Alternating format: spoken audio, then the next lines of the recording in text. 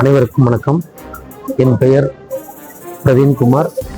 திராவிட முன்னேற்ற கழகத்தின் ஆலந்தூர் பகுதி இளைஞரணி அமைப்பாளராக உள்ளேன். நேற்றைய தினமும் இன்றைய தினமும் சென்னை வர்த்தக மையத்தில் அயலக நிகழ்ச்சி நம்முடைய மாண்புமிகு தமிழ்நாட்டின் முதல்வர், தமிழ்நாட்டு மக்களின் பாதுகாவலர் அண்ணன் தளபதியார் அவர்களின் தலைமையிலும், இளம் தலைவர், திராவிட முன்னேற்ற கழகத்தின் இளைஞரணி செயலாளர், மாண்புமிகு துணை முதலமைச்சர் அண்ணன் உதயநிதி ஸ்டாலின் அவர்களின் முன்னிலையும் இந்த சிறப்பான அயலக தின நிகழ்ச்சியானது நடைபெற்றுக் கொண்டிருக்கிறது.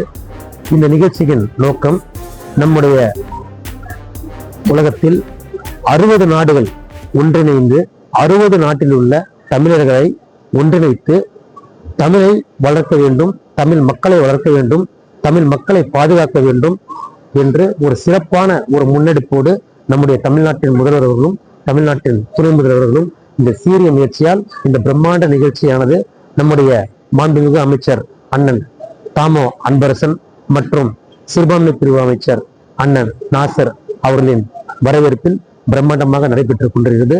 இதன் ஒரே நோக்கம், தமிழர்கள் வளம்பட வேண்டும், தமிழர்கள் ஒன்று கூட வேண்டும் என்பதே இதன் பெரிய நோக்கம். இதற்கு நாம் சிறந்தாழ்ந்து எங்கள் மாண்புமிகு முதல்வர்களுக்கும் மாண்புமிகு துணை முதல்வர்களுக்கும் நாங்கள் நன்றியை தெரிவித்துக் கொள்கிறோம். இந்த 4.5 ஆண்டுகளில் சிறப்பான ஒரு ஆட்சியை நடத்தி கொண்டிருக்கும் தமிழ்நாட்டு முதல்வர்கள் அவர்களுக்கு தமிழ்நாட்டு மக்கள் அனைவரும், இந்த உலகத்தில் உள்ள அனைத்து நாடுகளிலும் உள்ள தமிழக மக்கள் அவரை மீண்டும் இந்த தமிழ்நாட்டில் 2026ஆம் ஆண்டில் வெற்றி பெற செய்ய வேண்டும். திராவிட மாடல் ஆட்சியை மீண்டும் தொடர வேண்டும்.